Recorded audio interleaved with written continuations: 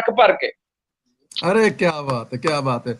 जाने से पहले अपने यूथियों के लिए कोई मैसेज देना चाहें, उनके लिए क्या प्लानिंग है, उनके कप्तान के लिए क्या प्लानिंग है, वो भी जरा कह दे पहले। यूथियो, ਤੁਸੀਂ ਜੋ ਪ੍ਰੋਪੋਗੰਡਾ ਕਰਨਾ ਚਾਹੁੰਦੇ ਸੀ ਤੁਸੀਂ ਕਰ ਲਿਆ। ਤੁਸੀਂ ਜੋ 126 ਤੇ ਨੱਚਣਾ ਸੀ ਤੁਸੀਂ ਨੱਚ ਲਿਆ। ਨੱਚ ਕੇ ਤਬਦੀਲੀ ਨਹੀਂ ਆਉਂਦੀ ਯੂਥੀਓ, ਮੈਂ ਤੁਹਾਨੂੰ ਕਿੱਦਾਂ ਦੱਸਾਂ।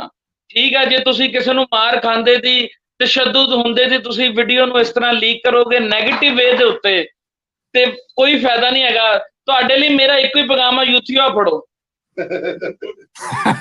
ਅੱਛਾ, ਤੇ ਕਪਤਾਨ ਲਈ ਮੇਰਾ ਪੈਗਾਮ ਆ, ਖਾਨ ਸਾਹਿਬ, ਜੇ ਨਕਸ਼ਾ ਬਦਲਣ ਨਾ ਤੁਹਾਨੂੰ ਕਸ਼ਮੀਰ ਨਾ ਲੱਭਿਆ ਤੇ ਇੱਕ ਵਾਰੀ ਨਸ਼ਾ ਬਦਲ ਕੇ ਲਾਜ਼ਮੀ ਟਰਾਈ ਕਰਿਓ।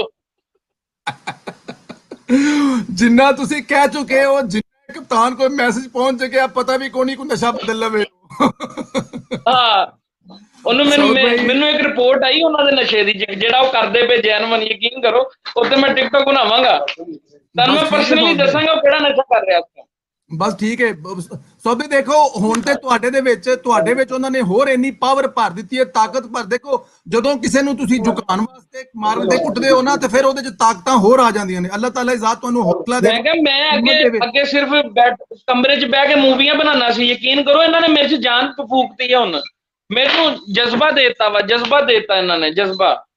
ਹਫਤੇ ਦੇ ਵਿੱਚ ਇੱਕ ਪ੍ਰੋਗਰਾਮ ਇੱਥੇ ਬਹਿ ਕੇ ਹੁਣ ਕਰਨਾ ਸਾਊਥ ਯੂਥੀਆਂ ਦੇ ਖਿਲਾਫ, ਪੱਕਾ ਆਪੇ ਹੀ ਆਪਣਾ ਮਹਿਮਾਨ ਆਪੇ ਬਿਠਾ ਕੇ ਨਾਲ। अच्छा, मैं ना अब जरा जा रहा हूँ, परवेज भाई